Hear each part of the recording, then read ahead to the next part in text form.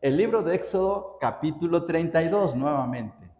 Ya llevamos varios domingos tomando en consideración este capítulo, Éxodo, capítulo 32.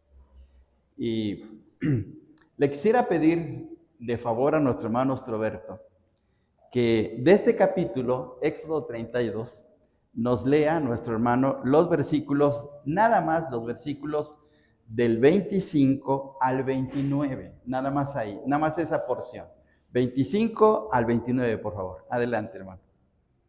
La palabra de Dios expresa lo siguiente: y viendo Moisés que el pueblo estaba desenfrenado, porque Aarón lo había permitido, para vergüenza entre sus enemigos, se puso Moisés a la puerta del campamento y dijo: ¿quién está por Jehová? Júntese conmigo. Y se juntaron con él todos los hijos de Leví.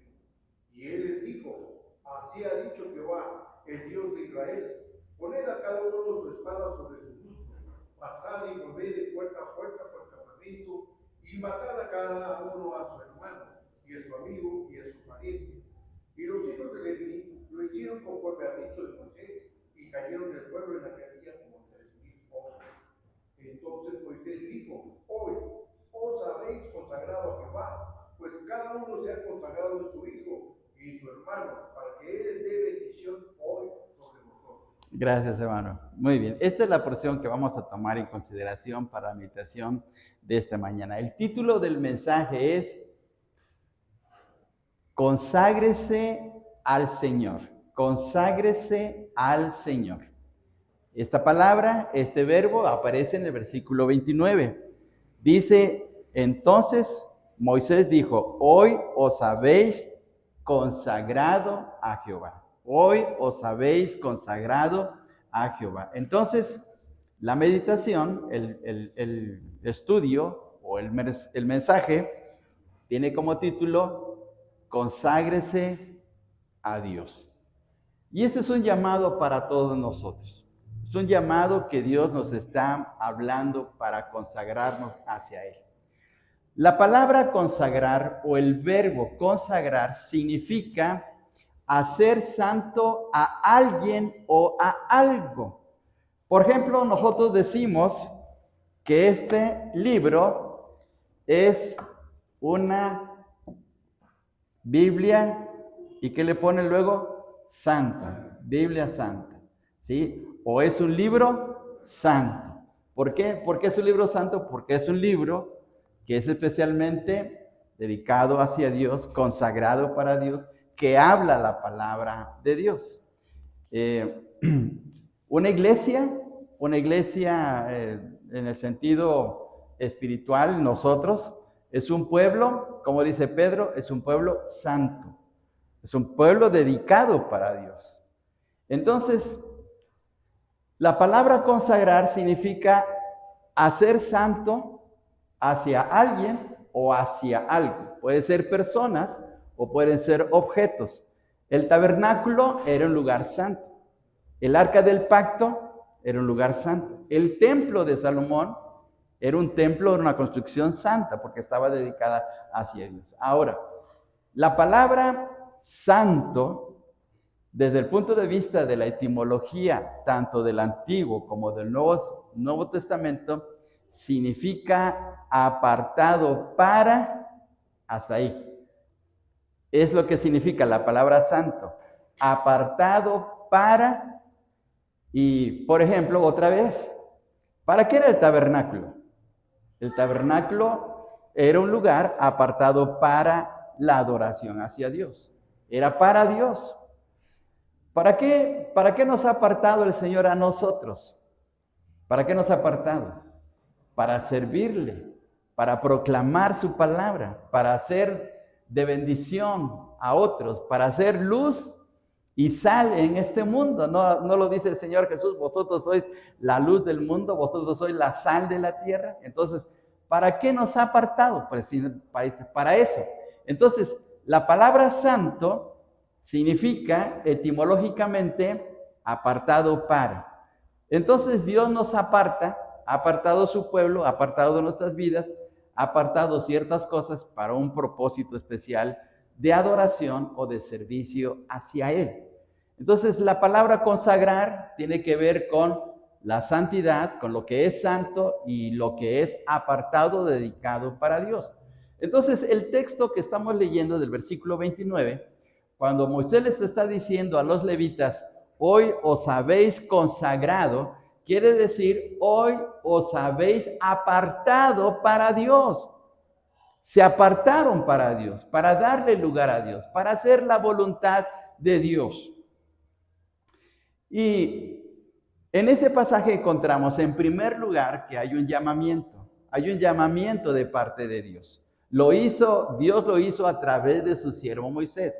Ese llamamiento aparece en el versículo 26. Por favor, leamos versículo 26. Dice, se puso Moisés a la puerta del campamento y dijo, ¿quién está por Jehová? Ese es el llamamiento. ¿Quién está a favor de Dios? ¿Quién está por Dios? ¿Quién quiere seguir dedicadamente a Dios? ¿Quién se quiere consagrar a Dios? Es lo que está diciendo Moisés en esta pregunta. ¿Por qué lo está diciendo así? Porque hay un problema especial dentro del pueblo de Dios. Ahora veamos el versículo 25, que es el contexto. Versículo 25 dice, y viendo Moisés que el pueblo estaba, ¿cómo estaba el pueblo? Desenfrenado. ¿Cómo está nuestro mundo? ¿Cómo están las familias en nuestra sociedad? ¿Cómo está la gente que vive, pues, aquí en Nesa? Igual, en una condición de esa situación. ¿Y qué se requiere para poder llegar a una solución de bendición? Se requiere de un llamamiento santo, de un llamamiento de parte de Dios. Y Él lo está haciendo. Dios nos está llamando porque en el mundo que estamos viviendo es un mundo de oscuridad, es un mundo de pecado, es un mundo de aflicción, es un mundo donde hay violencia, hay un mundo de todo, es un caos moral y espiritual, y Dios está haciendo un llamado hacia nosotros. Dios nos llama para ponernos de parte de Él. Israel se encontraba en una situación sumamente difícil. Hemos visto en domingos anteriores que el capítulo 32 de Éxodo tiene que ver con cuatro cosas. Los primeros versículos del 1 al 6 tienen que ver con el levantamiento de la adoración a un becerro de oro contrario a Dios, contraria a la adoración hacia Dios. Israel perdió los estribos, perdió la visión, perdió su mirada en Dios y en lugar de darle la adoración a Dios, estaban adorando un becerro de oro.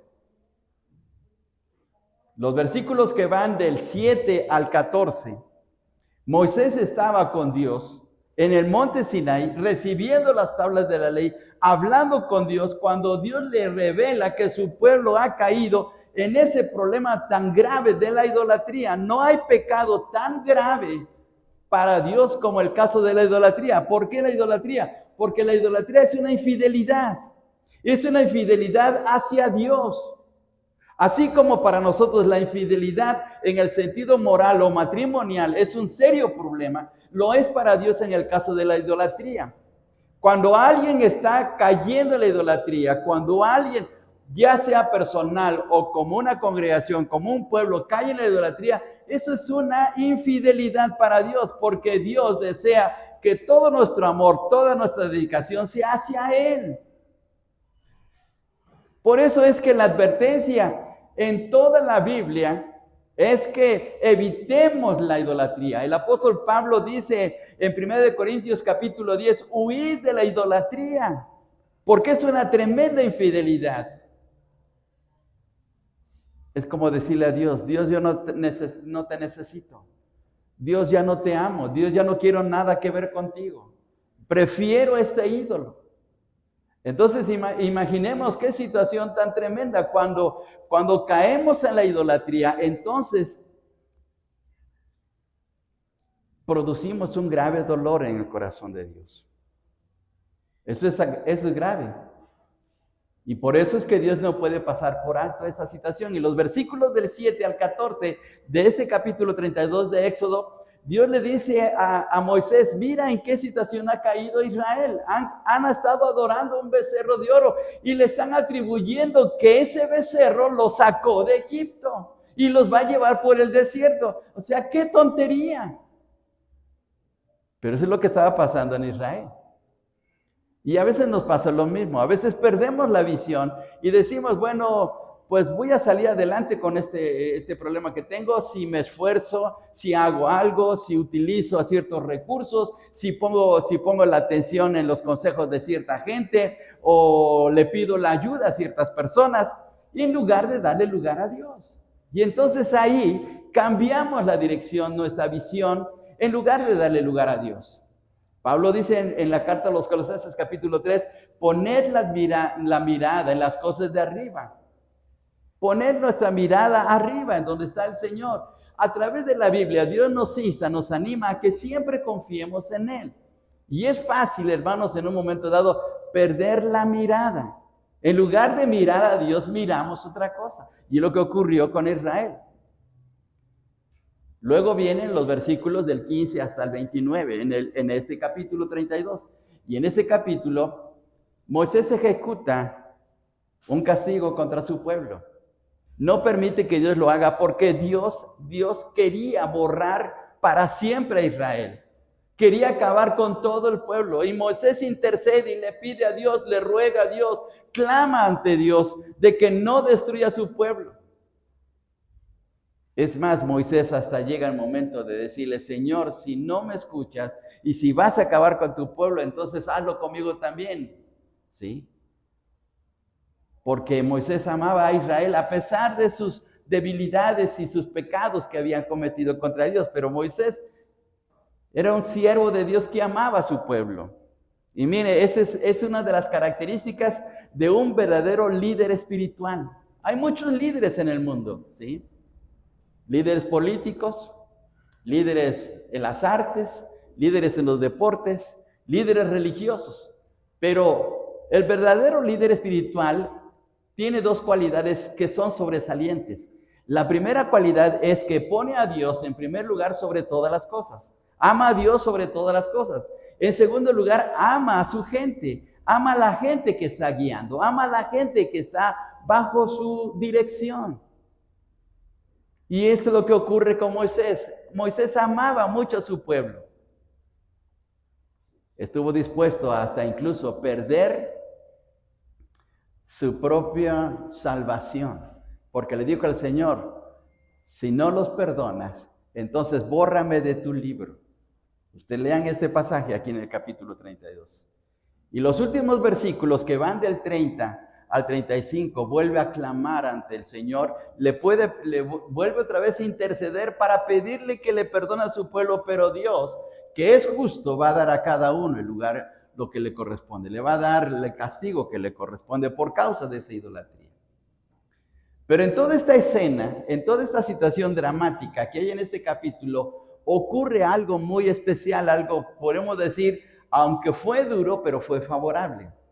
Surge un grupo de personas que aprovechan esta ocasión para consagrarse a Dios, para pedirle a Dios que sean utilizados y propiamente no le piden, sino se dedican hacia Dios. Y vean ustedes que el llamado de Dios que aparece en el versículo 26 tiene la respuesta inmediata. Dice en el versículo 26, otra vez, y se puso Moisés a la puerta del campamento y dijo, ¿quién está por Jehová? Júntese conmigo. Está el llamado de Dios. ¿Y quién se junta para venir a la oración en la iglesia? ¿Quién se junta para hacer evangelismo? ¿Quién se junta para hacer la obra misionera? ¿Quién se junta para meditar la palabra? ¿Quién se junta para visitar a los enfermos? ¿Quién se junta para poder ser luz en el mundo? Es un llamado especial. Y podemos tener varias actitudes. Podemos decir, bueno, hay gente más preparada que yo, que ellos vayan. O podemos decir, bueno, esa no es mi responsabilidad, esos son de los líderes que hay dentro de la iglesia, que ellos sean los que vayan.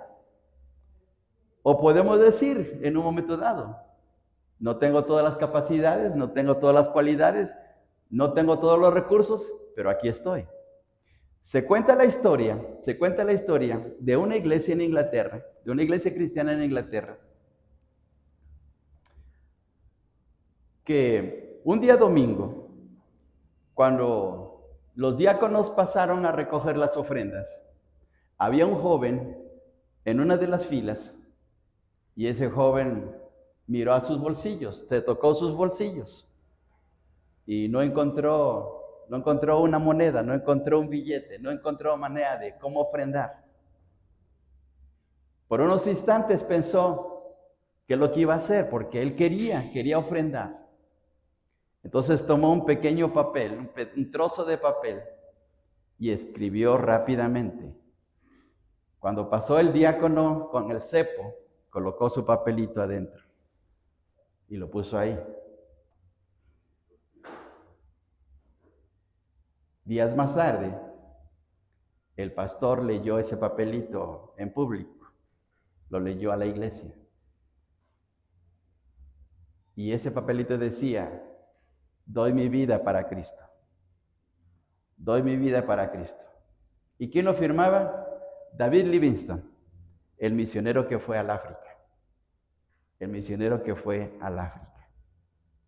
No tenía recursos económicos, pero tenía su propia vida. Y la entregó para el Señor. Y fue misionero en África. Y todos podemos leer la tremenda vida de David Livingstone.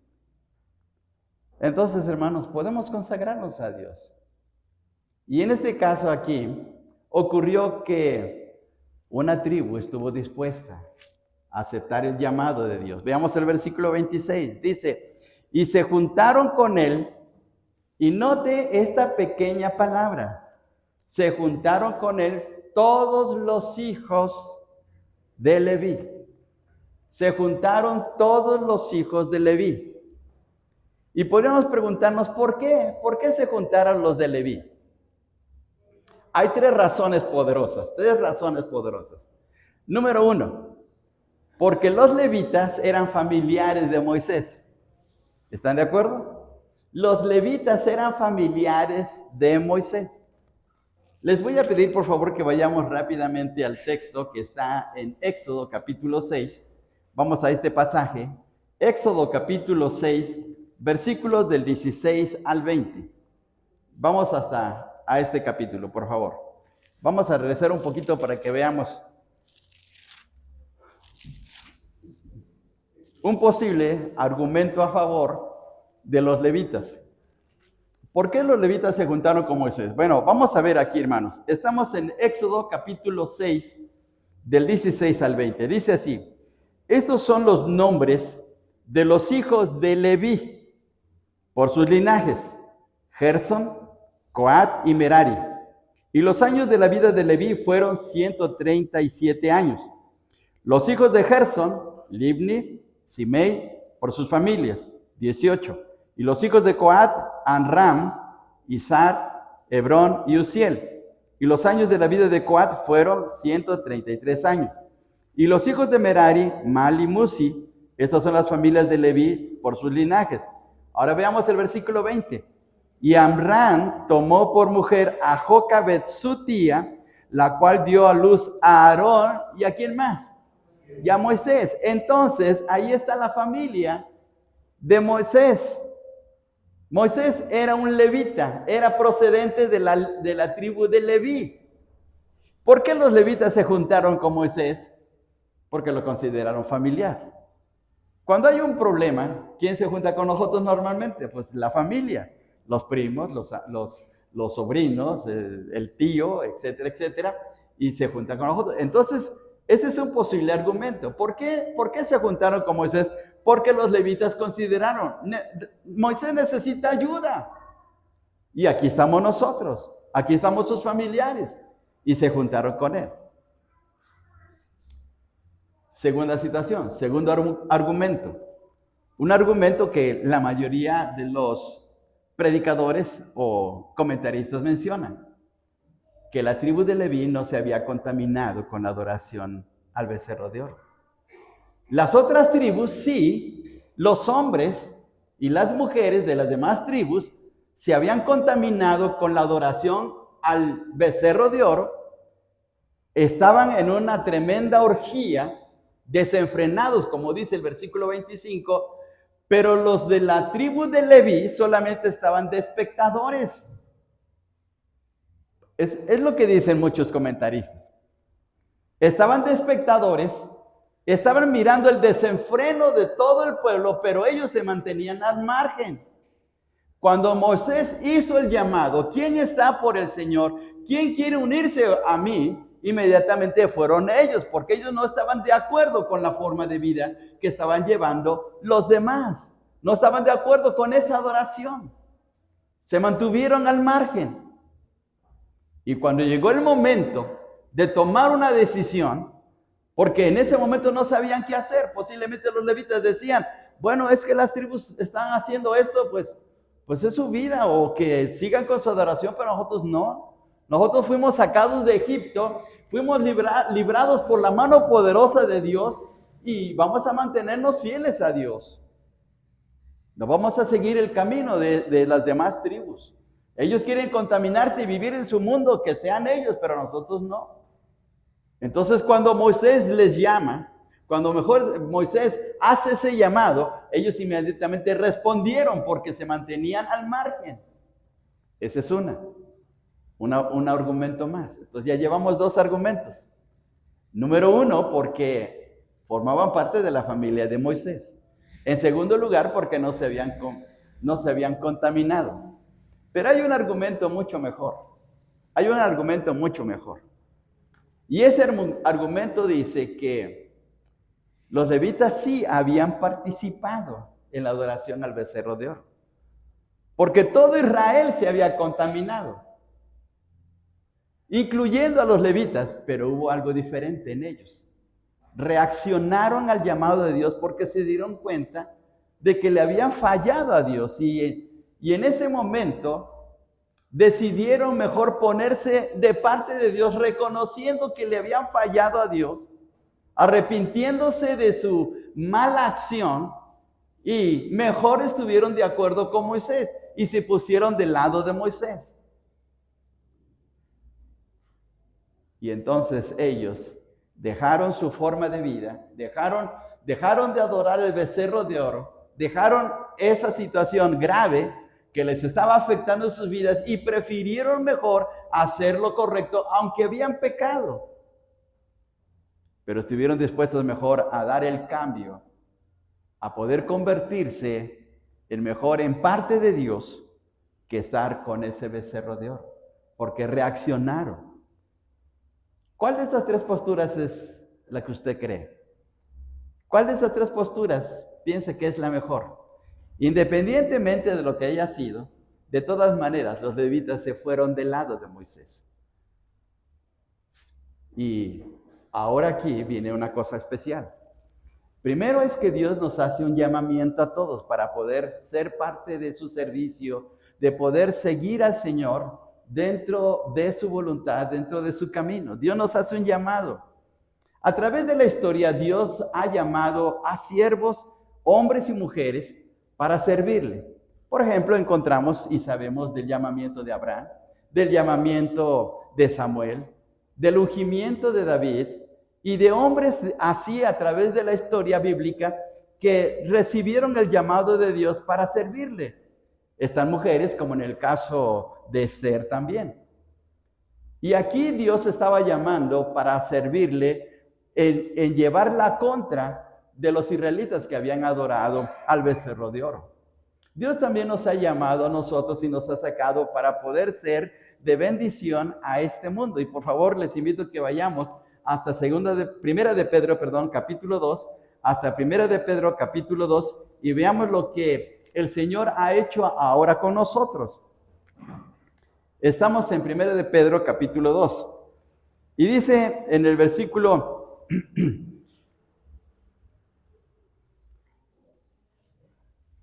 vamos a empezar con el versículo 7 hasta el versículo 9 para que veamos lo que Dios ha hecho en nuestras vidas. Dice el versículo 7, pero vosotros, es decir, nosotros los cristianos, pero vosotros, pues los que creéis, Él es precioso, es decir, Cristo es precioso, pero para los que no creen, la piedra que los edificadores desecharon ha venido a ser cabeza del ángulo y piedra de tropiezo y roca que hace caer, porque tropiezan en la palabra, siendo desobedientes, a lo cual fueron también destinados. Ahora el versículo 9. Mas vosotros sois linaje escogido, real sacerdocio, nación santa, pueblo adquirido por Dios. Y ahora viene aquí el propósito. ¿Para qué? ¿Para qué nos escogió Dios? Ahora aquí lo está diciendo el apóstol Pedro, para que anunciéis las virtudes de aquel que os llamó. ¿De dónde? De las tinieblas a su luz admirable. Ahí viene el cambio. ¿Para qué Dios le ha llamado a usted? ¿Para qué le ha llamado el Señor del mundo a una vida nueva? ¿Para qué ha puesto su nombre escrito en el libro de la vida? ¿Por qué Dios le ha dado su Espíritu Santo en su corazón? ¿Por qué le ha dado la tremenda bendición de tener vida eterna? ¿Por qué el Señor lo ha pasado de condenación a vida? Porque el Señor quiere que donde usted esté, donde estemos nosotros como hijos de Dios, podamos ser de bendición para la gente. Podamos ser de testimonio, podamos ser luz y podamos compartir el mensaje grandioso de Cristo, donde quiera que vayamos. Sea que estemos en la oficina, que estemos en nuestro trabajo, que estemos en la calle, que estemos en la casa, que estemos en la escuela, donde quiera que estemos, podamos dar testimonio del Señor. Por eso es tan importante nuestra vida espiritual. Si su vecino se enoja con usted y usted le llega a tener tanto coraje que quiere romper los vidrios de su casa, refrénese, porque usted es luz del mundo. Usted no puede salir y echar pleito al vecino nada más así porque sí, aun cuando el vecino esté muy enojado con usted. ¿Por qué? Porque usted es luz del mundo, usted es la sal de la tierra, usted está poniendo sabor a este mundo. Si usted reacciona de la misma manera que su vecino, entonces ¿dónde está la diferencia? Si usted se deja llevar por las tentaciones de este mundo, ¿dónde está la diferencia con la gente? Tiene que haber un cambio, tiene que haber algo totalmente diferente entre la vida de un hijo de Dios y la vida de la gente del mundo. Si no lo hay, ¿qué chiste tiene que estemos aquí? No hay ninguna diferencia entonces. Entonces, cuidemos nuestro testimonio, cuidemos nuestra manera de vivir, porque es muy importante. Nuestra manera de hablar, hermanos, si se nos salen ranas, sapos, lagartijas de nuestra boca, entonces no hay ninguna diferencia con la gente del mundo. Tiene que haber algo especial, porque Dios nos ha escogido para eso, para poder mostrar la diferencia. Ese es el llamado de Dios. Y los levitas, pensando en el tercer argumento, tal vez ellos pecaron, fallaron en la adoración a Dios con el becerro de oro, pero estuvieron dispuestos a dar el cambio y ponerse de parte de Moisés y de Dios para consagrarse al Señor. Dios nos ha llamado para eso. Ahora veamos aquí. Ahora veamos el segundo punto. El primer punto es que Dios nos llama. En segundo lugar, Dios nos prueba. Y la prueba que Dios les puso a los levitas fue muy dura. ¿Cuál fue la prueba? Veamos el siguiente pasaje. Regresemos a Éxodo capítulo 32, por favor. Veamos lo que dice en el versículo 27. Veamos la prueba. Versículo 27. Y él les dijo, Moisés le dijo, así ha dicho Jehová. Miren, no fue Moisés, No fue Moisés quien está hablando. Es la prueba de Dios. Y así ha dicho Jehová, el Dios de Israel. Poned cada uno su espada sobre su muslo y pasad y volved de puerta a puerta por el campamento. Y miren la prueba. Y matad a cada uno a su hermano, a su amigo y a su pariente. Miren qué prueba tan difícil. No les dijo Moisés, tomen sus folletos y vayan casa por casa y háblenles de Dios y denles el plan de salvación para ver si se arrepienten. No les dijo Moisés, vayan a las tiendas de sus parientes, de sus amigos, vayan a visitarlos y hagan una reunión de oración para ver si cambian de forma de pensar. No. La prueba fue muy dura. Tomen su espada y vayan casa por casa y vuelen la cabeza a aquellos idólatras. ¿Era dura o no? Era dura. Cuando Dios llama, nos pone a prueba. Y podemos ver, hermanos, un ejemplo más acerca de la dureza de la prueba de Dios con Abraham. Dios le dijo a Abraham, te voy a dar un hijo y de él voy a hacer una gran nación.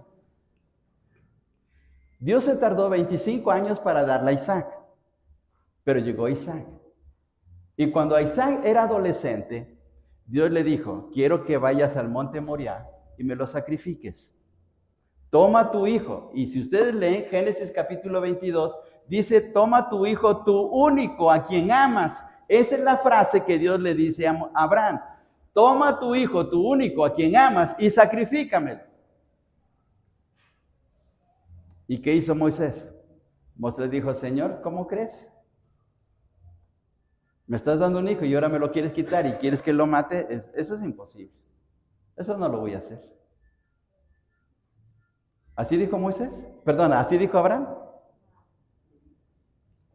Abraham dijo, y dice el texto, que se levantó de madrugada, tomó a sus 2 burros, los llenó con sus cosas, se llevó a 2 ayudantes y puso la leña sobre la espalda de Isaac y se lo llevó al lugar donde lo iba a sacrificar. Colocó el altar y levantó el cuchillo para poder degollar a Isaac cuando el ángel del Señor le impidió sacrificarlo. ¿Era una prueba fácil? No. Sacrificar a su hijo, al quien más amaba. Era una prueba sumamente difícil, pero ¿la pasó o no pasó la prueba? Sí. Se sacó un 10 Abraham al pasar su prueba.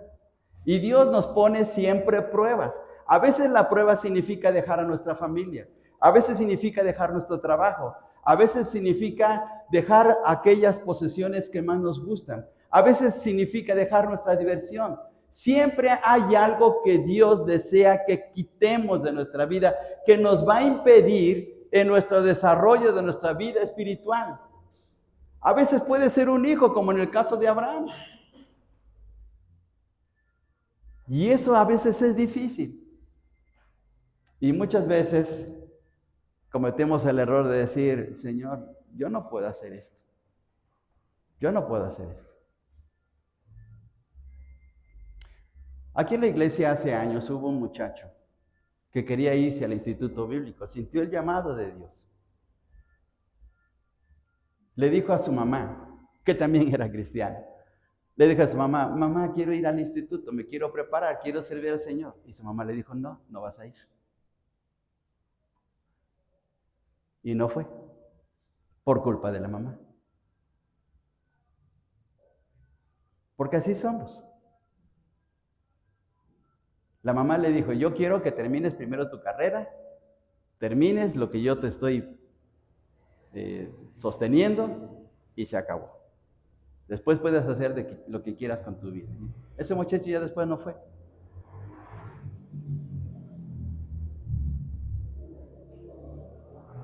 Dios nos pone pruebas muy especiales con la finalidad de ver hasta dónde podemos llegar. Ahora, ¿hicieron los levitas lo que Moisés les dijo? Pues sí, fíjense bien. Vamos a ver, por favor. Dice en el versículo 28, veamos la ejecución de la prueba. Versículo 28, y los hijos de Leví lo hicieron conforme al dicho de Moisés. Note esa frase. Y los hijos de Leví lo hicieron. ¿Qué es lo que hicieron? Tomar su espada, ir casa por casa y acabar con su amigo, con su pariente, que habían caído en la idolatría. Lo hicieron, se consagraron. Estuvieron dispuestos a dar su vida, su tiempo, lo que ellos tenían para Dios. A veces podemos decir, Señor, es que estoy ya demasiado viejo para servirte. ¿Cuántos años tenía Abraham cuando Dios le llamó? Tenía 75 años. O luego podemos decirle, Señor, es que no tengo recursos. Pero Dios llamó a unos pescadores. Podemos decir, Señor, soy demasiado niño pero Dios llamó a Josías a los 8 años. Dios siempre desea hacernos ese llamado y proveernos lo necesario para cumplir su llamado. Si Dios nos llama, Él va a poner lo necesario para poder cumplirlo.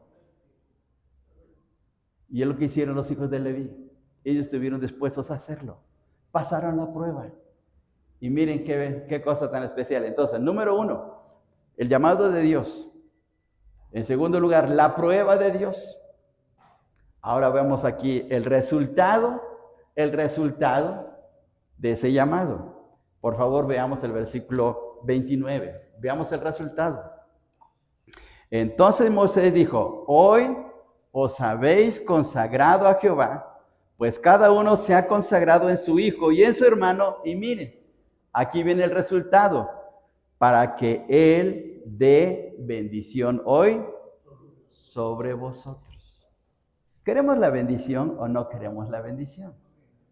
Queremos bendición todos los días. Todos los días le decimos: Señor, bendíceme en este día, bendice a mi familia, bendice mi trabajo, bendice a la iglesia, bendice a tal hermano, etc. Oramos y le pedimos la bendición. Pero ¿cuándo Dios nos va a dar su bendición? Número 1, cuando aceptamos el llamado para servirle. Segundo, cuando pasamos la prueba para servirle. Las bendiciones no vienen así porque sí. Dios ve primeramente nuestra fidelidad, nuestra entrega, nuestro desafío de hacer lo que a Él le corresponde. Y para eso se requiere entrega, una entrega completa, una entrega total, de hacer su voluntad. Y a veces hacer la voluntad de Dios no es fácil. El Señor Jesús estaba pasando por la ciudad de Capernaum y vio a un hombre que estaba con su mesa de los impuestos. Dice el Evangelio de Lucas que se llamaba Leví. Y en su mesa tenía monedas de plata, monedas de oro, monedas de cobre. Y entonces el Señor se paró frente a él y nada más le dijo una sola palabra. Le dijo: sígueme. Y entonces Leví, dice el Evangelio de Lucas, dejándolo todo, siguió al Señor. Leví es Mateo. Ahora, imagínense, Leví se hacía rico con los tributos, con los impuestos que recogía. Ahí estaba todo su porvenir, estaba el sostén de su familia, estaba ahí lo necesario para el mantenimiento de cada semana, estaba ahí, por decir así, su pensión para los años de su vejez. Pero cuando Jesús le dijo: sígueme, dejándolo todo, le siguió. ¿Qué prueba para Leví? Y a veces decimos: ¿perder un día de trabajo por ir a la iglesia? ¿O por ir a misionar? ¿O por ir a evangelizar? No, ¿cómo? Me van a descontar y es mucho. ¿Qué valoramos más? ¿Es darle lugar a Dios, que Él nos va a bendecir, o lo que podemos sacar de este mundo? ¿Qué valoramos más? Resulta que los hijos de Leví, mejor dicho, los hijos de Leví estuvieron dispuestos a aceptar el desafío que estaban recibiendo, pasaron la prueba y recibieron la bendición para sus vidas. Ahora, por favor, vamos a terminar ya. Les invito a que vayamos a Números capítulo 1. ¿En dónde está la bendición? ¿Dónde podemos ver la bendición para ellos? Vamos a Números capítulo 1 y les invito a que vayamos a este pasaje y veamos los versículos 47 al 50. Y con eso ya vamos a terminar. Números capítulo 1, versículos del 47 al 50. Dice así: pero los levitas, según la tribu de sus padres, no fueron contados entre ellos. Versículo 48. Porque habló Jehová a Moisés diciendo: solamente no contarás a la tribu de Leví, ni tomarás la cuenta de ellos entre los hijos de Israel, sino, versículo 50, sino que pondrás a los levitas sino que pondrás a los levitas en el tabernáculo del testimonio. ¿Qué era el tabernáculo? El lugar de la presencia de Dios. ¿Dónde iban a estar ellos? Cerca de la presencia de Dios. ¿Dónde queremos estar nosotros? ¿Dónde queremos estar? Queremos estar cerca de la presencia de Dios para recibir su bendición y que nos vaya bien y que le vaya bien a nuestra familia, que le vaya bien a nuestra gente, que le vaya bien a nuestra iglesia, que le vaya bien a nuestro país. ¿O queremos estar aparte? ¿Qué es lo que queremos? Los levitas dijeron, queremos estar cerca de Dios. Por eso cuando Moisés dijo, ¿quién está de parte del Señor, de parte de Jehová? Ellos inmediatamente se juntaron con Moisés. Y aquí está la bendición. Entonces, hermanos, Dios nos está llamando. Usted puede decir, no, es que yo ya no sirvo para nada. Bueno, ¿se lo ha preguntado a Dios? Es que yo no tengo talentos. ¿Se lo ha preguntado a Dios? Es que yo no tengo tiempo. ¿Realmente no tiene tiempo? Los levitas hicieron algo muy especial para sus vidas y recibieron la bendición. ¿Qué queremos hacer nosotros? ¿Qué queremos tener? Que Dios nos ayude. Que Dios nos ayude a poder responder fielmente cuando Él nos llama.